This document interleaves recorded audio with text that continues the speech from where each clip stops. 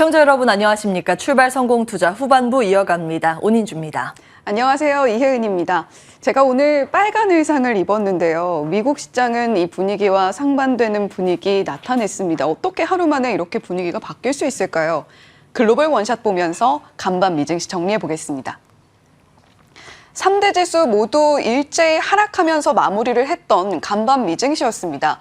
어떻게 이렇게 하루 만에 분위기가 반전될 수 있는 건지 반전에 반전을 거듭한 결과 이렇게 다시금 하락 흐름 보이면서 마무리를 했던 3대 지수였습니다. 특히 낙폭이 1%대로 모두 컸다라는 점이 시장에 큰 우려를 불러일으키고 있구나라는 부분을 감지할 수가 있는데요.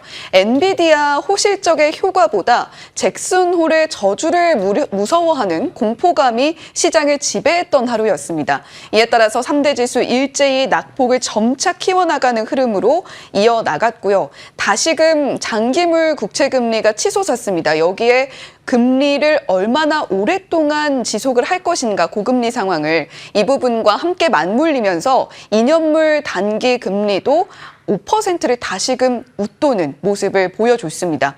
추가 인상을 언급하는 연준 인사들의 발언도 잭슨홀 미팅에서 파월 의장이 어떤 발언을 내놓을까에 대한 불안감을 한층 키우는 모습을 보여줬는데요. 거기다가 경제 지표들도 앞으로의 연준의 머리를 더욱더 복잡하게 만들었습니다. 실업보험 청구 건수는 예상치보다 낮게 나오면서 여전히 고용시장 타이트하구나라는 부분을 보여줬고요. 내구재 수준은 5.2%로 낮게 나오면서 지금 시장에서 지갑을 여는 부분들이 상당히 위축돼 있구나라는 부분을 또 한 번 느끼게 했습니다. 파월이 찬물을 끼얹기 전에 엔비디아 차익 실현해야 된다라는 위기감이 시장에 고조되면서 엔비디아가 시간 외 그리고 프리장에서 8%까지 급등이 나왔던 부분을 모두 반납을 하면서 0.1% 강보합으로 겨우 마감을 했습니다. 마벨은 실적 발표를 내놨는데 나를 상당히 잘못 잡은 것 같습니다. 실적이 시장 예상치에 어느 정도 부합하는 수준으로 나왔음에도 불구하고 6.9% 장중의 하락, 장중에는 물론 좀 불안감이 작용되면서 하락이 나왔던 거고요. 거기다가 시간 외에서 실적 발표 이후에 5%까지 낙폭을 보여주면서 움직이고 있는 모습도 확인이 됐습니다. 빈페스트는 최근 전기차 종목 중에서 테슬라와 함께 가장 주목을 받고 있는 종목 중에 하나인 것 같습니다. 전일장에서 100%가 넘는 급등세를 보여주고 어제 간밤의 시장에서도 30%가 넘는 급등세 이어가고 있습니다. 빈페스트의 질주 어디까지 이어지게 될지 한번 지켜보시는 것도 하나의 재미가 될 수 있겠네요. 반전의 반전이라고 제목을 붙여봤습니다. 어제 이 시간에 당잠사에서 보여드릴 때만 해도 초록빛으로 가득했던 간밤 미증시 S&P 500 현황이었습니다. 그런데 오늘은 이렇게 빨간빛으로 물들면서 시장이 큰 낙폭을 보여줬었는데요. 매출이 21%, EPS는 30% 시장 컨센서스를 상회하는 아주 좋은 메가 서프라이즈를 보여줬던 엔비디아의 호실적 효과는 단 하루에 그쳤습니다. 엔비디아의 실적이 좋게 나오면서 코덱스 반도체는 2.46%, 소울 반도체 소부장은 1.48%, 반도체 대형주부터 소부장 종목들까지 일제히 훈풍이 깃들었던 우리 반도체 종목들이었는데 우리 반도체도 함께 힘이 빠지게 될지 오늘 시장에서 특히 더 눈 크게 뜨고 지켜보셔야 되겠습니다. 자, 가는 날이 장날이라는 제목입니다. 마벨 테크놀로지를 두고 이야기를 하는 건데요. 나도 AI 기대준대, 나도 AI 모멘텀 받아줄 수 있는데 라는 이야기를 할 수 있는 마벨 테크놀로지였습니다. 실제로 5월에 실적을 내놓은 이후에 이렇게 급등세를 보여줬던 마벨 테크놀로지였는데 이번에는 나를 잡아도 아주 잘못 잡은 것 같습니다. 잭슨홀 미팅이 시작된 날이 간밤이었고요. 잭슨홀 미팅에서 파월 의장이 어떤 발언을 내놓을까는 오늘 밤에 공개가 되는데 그 불안감이 상당히 크게 작용하면서 마벨 실적 발표 이후에도 주가는 영 힘을 쓰지 못하고 있습니다. 오히려 낙폭을 키워나가고 있는 분위기고요.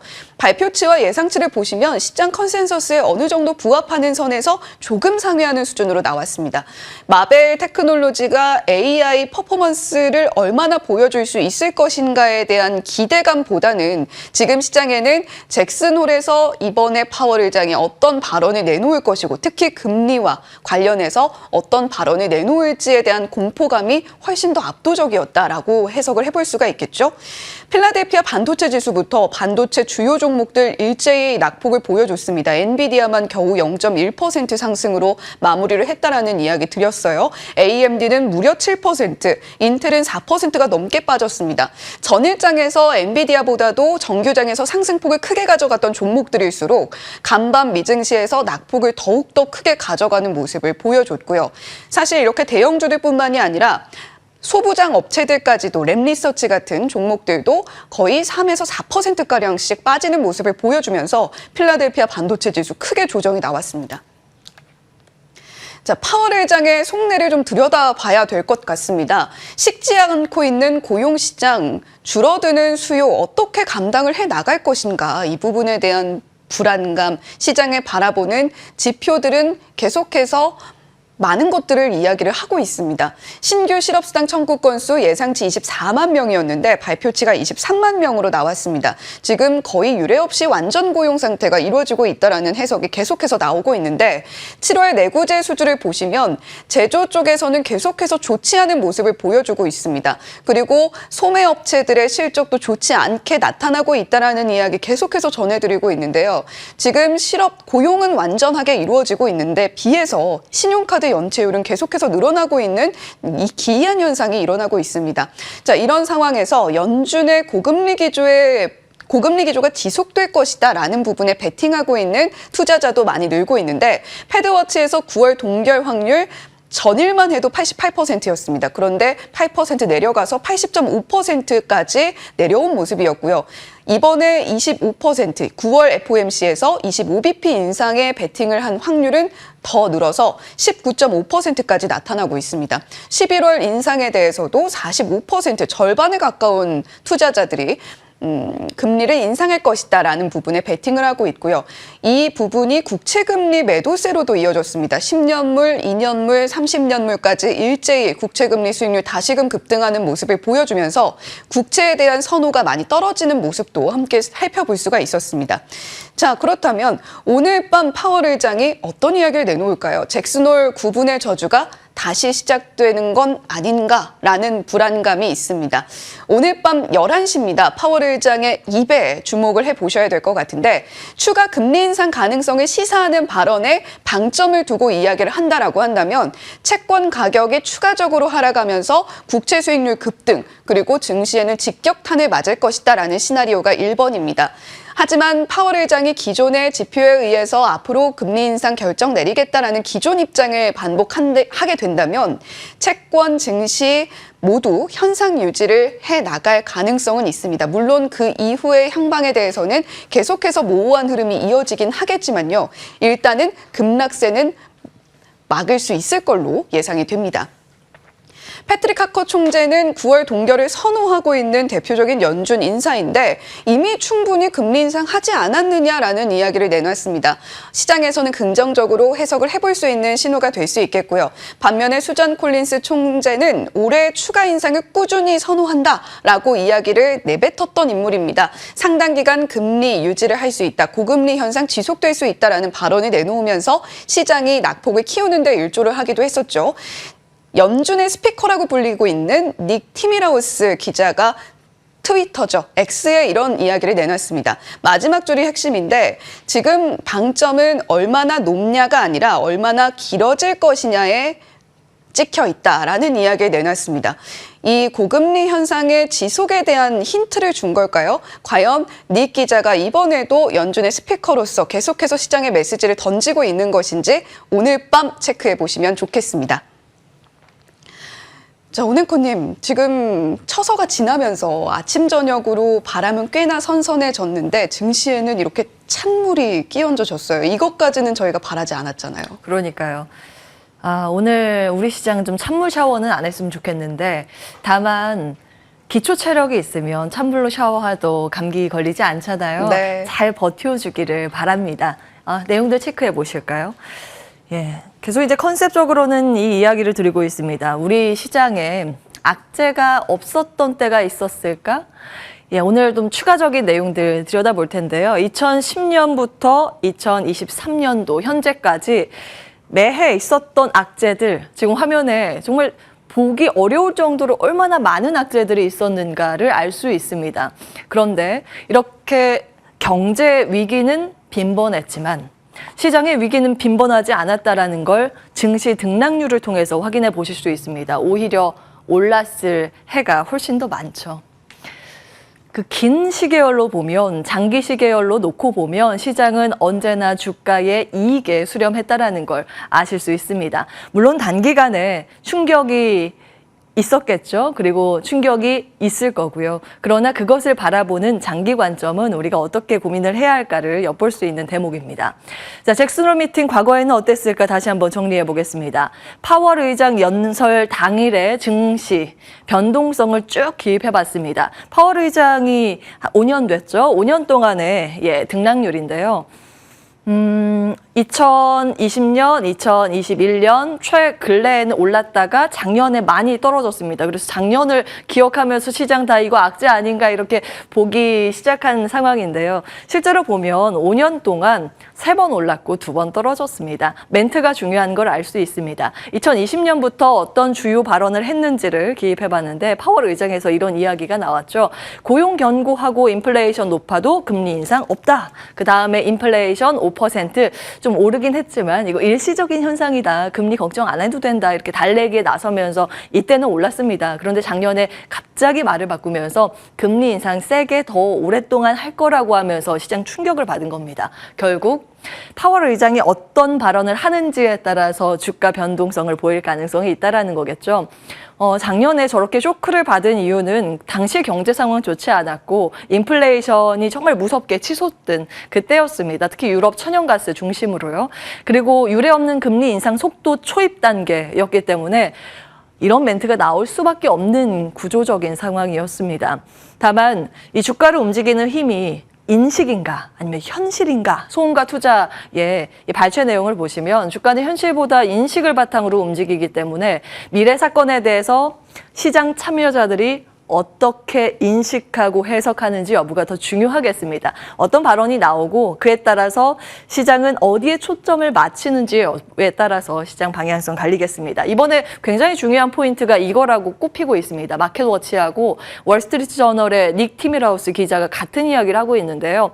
만약에 주가에 호재가 나온다면 이게 될 것이라는 이야기입니다. 어떤 내용이냐면 지금 미국은 30년 동안 물가 목표치를 2%로 맞추고 있습니다. 여기 갈 때까지 긴축을 하겠다라는 게 기존 상황이죠.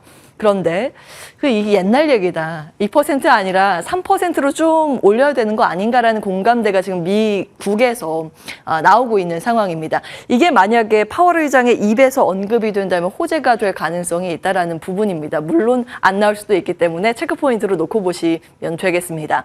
이것은 시험 커트라인이 좀 완화된 측면이라고 볼 수 있겠죠. 기존의 커트라인이 98점이라면 저렇게 물가 목표치를 높여 잡는 건 커트라인 한 80점까지 내리는 그런 효과가 있습니다. 자, 한번 보시고요. 어제 우리 시장 보겠습니다. 사실은 엔비디아 실적이 정말 좋았기 때문에 아시아장은 축제 분위기였습니다. 그런데 본장 열린 미증시에서 그렇진 못했죠. 일단 어제는 우리 시장 굉장히 강한 모습이었고 외국인 현선물 양매수세가 모처럼 만에 유입됐습니다. 6월 이후에 우리 시장이 못 갔던 이유를 생각해 볼까요? 그때는 엔비디아 때문에 못 간 건 아니었죠. 결국에 미국의 금리의 방향성이나 중국의 부동산 문제나 전체 글로벌 경제 상황이 시장 못 가게 한 요인이었기 때문에 앞으로도 결국에는 엔비디아보다 금리나 환율의 움직임에 더 초점을 맞출 필요가 있다라는 목소리가 높습니다. 어제 주도주 흐름 정리해 보겠습니다. 반도체는 세론으로 좀 작용을 했죠. 장 초반에 장중고점이 형성됐습니다. SK 하이닉스가 가장 높은 가격을 형성했을 때가 개장하고 한 11분 지나서였고 한미반도체는 거의 개장 직후가 고점, 그 이후로 계속 내려갔습니다. 이 스페타시스는 10시 24분을 고점 찍고 내려오는 모습, 결국 이 두 종목은 약세 전환에 종가를 썼는데요. 그럼에도 불구하고 다수의 반도체 중소형주, 소부장단은 아웃퍼폼한 종목도 적지 않게 나오긴 했습니다. 끝까지 강했던 종목들이고요. 특히 뭐 TFE나 주성 엔지니어링 강했고 시간 외거래에서 추가적으로 상승한 종목들 기입이 돼 있습니다. 참고해 보시면 되겠는데 한 가지의 특징입니다. 여기 있는 건 SK 하이닉스 진영의 종목들이고 이쪽에는 SK 하이닉스뿐만 아니라 삼성전자 진영이 같이 포함되어 있습니다. 대표적인 종목이 TFE나 ISC 등등이 좀 되겠죠. 결국 지금 엔비디아에 대한 호재 인식된 부분이 일정 정도 시장에 반영이 돼 왔고 이것은 재료 소멸로 볼 수 있겠으나 이후에 물량을 삼성전자가 더 받아온다면 이라는 희망회로 돌릴 수 있을 만한 플러스 알파가 남아있다는 데 시장은 좀 주목한 게 아닌가 싶습니다. 2차 전지는 장 초반부터 마감까지 굉장히 강한 모습, 특히 양극재 기업들의 강세가 두드러졌고요. 네이버 어제 하이퍼클로바 X 기대감으로 소프트웨어 AI 테마들이 강한 흐름을 보였습니다. 그리고 장 마치고 베타 테스트를 우리가 쓸 수 있게 됐는데 여러 가지 후기가 들려옵니다. 바드 대비했을 때 속도 느리고 요약 능력도 좀 아쉽다. 이런 평가가 나오면서 시간 외 거래에서 관련 기업들이 좀 약세 흐름을 보이긴 했습니다. 물론 네이버 같은 경우에는 하이퍼클로바 X 이제 시작이고 베타 테스트이기 때문에 이후에 이것을 어디에 접목을 시킬 수 있을까, 그리고 어느 포인트로 이 수익 구조를 운영할 수 있을까 여부에 따라서 또 시장의 평가 갈릴 수 있습니다.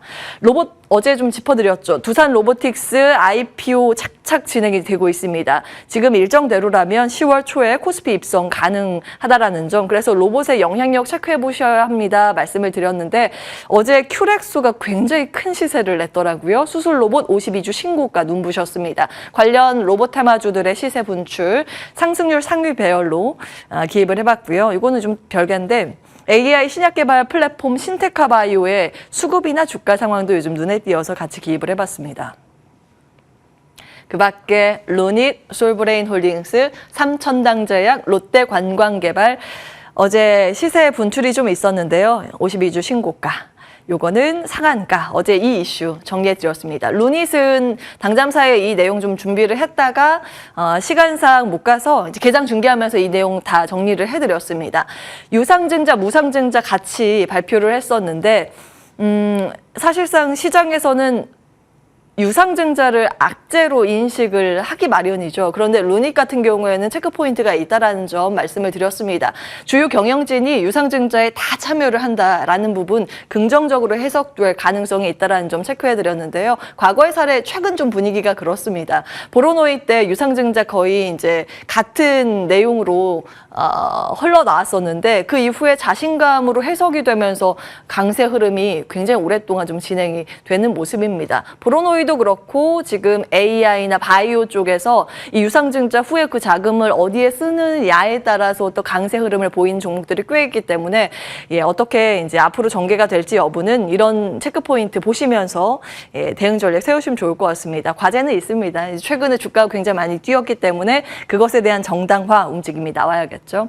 52주 신고가 종목 리오프닝 바이오 일부 기업들 기입이 되어 있습니다. 시간의 특징주 테마로 봤을 때는 육계, 음식료, 사료 테마 일부 올랐고요. 하락은 수산, 양자, 암호 있었습니다. 셀트리온도 이제 트렌드에 올라타기를 시도하는 모양입니다. 서정진 회장이 어제 셀트리온 제약에서 비만 당뇨 치료제 개발을 하고 있다. 바이오 의약품 말고 케미칼 의약품도 개발할 것이라고 목표를 발표했습니다. 제약 바이오의 트렌드가 명확하게 지금 드러나고 있죠. 비만과 당뇨 치료제라는 점 재확인이 됐습니다. 일정상 오늘 케어젠 액면 분할 후에 거래 재개 있고요. 비만약 열풍이 얼마나 거세면 덴마크라는 한 나라의 국가 통화 정책까지 바꿀 정도인가 눈에 띕니다. 노보노디스크의 위고비, 일론 머스크의 비만약으로 지금 선풍적인 인기를 끌고 있고요. 오젬픽 같이 이제 판매를 하고 있는 히트 상품이죠. 굉장히 잘 듣는, 일주일에 한 번만 주사로 투약을 해도 굉장히 효과가 좋다라고 알려지면서 벌어들이는 수익이 큰 모양입니다. 수출 호조가 이 두 약품 때문에 달러 대량 유입으로 인해서 덴마크 통화 가치가 급등해서 급기야 금리 인하까지 결정이 됐다라는 보도 내용 이어지고 있습니다. 트렌드이기 때문에 계속해서 이 연관돼 있는 기업들 무엇인가 정리를 해보셔야겠고요. 이런 비만 치료제 약이 얼마나 잘 들으면 피부 처짐이 나오면서 이 슈링크 등의 리프팅 기기도 지금 히트를 같이 치고 있는 그런 상황이죠. 수출 데이터 보시면서 연관된 투자 아이디어로 보시기 바라겠습니다. 지금 연구하고 있는 기업들 나와 있고요. 마지막으로 레포트 하나 보겠습니다. 차기 주도주를 준비하시는 분들께 라는 제목의 보고서 내용입니다. 꽤 두꺼운데 많은 분들 궁금해하실 것 같고 또 흥미로운 내용이라서 정리를 해보겠습니다. 우리나라 주도주 변화의 역사 보시면 조선, 차화정, 화장품, 반도체, 바이오, 인터넷, 2차 전지 그리고 현재는 이 수준입니다. 이 연도별의 구간을 보시면 최근 20년 동안 주도주 교체 주기가 2년에서 길게는 5년이라는 점 확인을 하실 수 있습니다. 산업의 업황 사이클 특정 이익 전망의 순환적 변화가 이 구간에 발생을 하기 때문인데요. 지금은 어느 시점일까요? 코로나19 이후에 주도 산업이 이미 한 3년, 4년 정도 주도주 역할을 하고 있는 상황입니다. 그래서 주도주 변화의 필요성이 지금 높아진 시점이라는 점이 여기에 좀 기입이 돼 있는 상황이고요. 어디에 주목을 할까? IBK에서는 이런 투자 포인트를 이야기하고 있습니다. 거대한 변화의 조짐. 과거에는 경기 회복 바탕의 가치주나 시클리컬 투자 방식이 선호됐다면 지금 미국이 정점이고 중국 저점이라는 내용으로 입혀서 다시 보면 새로운 시각의 성장주 투자를 해야 할 때라는 이야기를 하고 있습니다. ABC 포트폴리오 담고 있는데 A는 AI, B는 바이오, C는 차이나 플레이어. 그래서 거기에 해당되는 이 팩터들과 맞물려 있는 섹터들이 오른쪽에 기입이 돼 있는데요. 이것들을 교집합으로 필터링을 해서 돌려서 정량적으로 투자 매력도 분석 결과로 베스트는 차이나 플레이어, 화장품, 면세, 카지노, 그리고 AI, 인터넷 이야기하고 있고요. 차선호로는 바이오와 반도체를 이야기하고 있습니다. 같이 참고해 보시죠. 당잠사였습니다.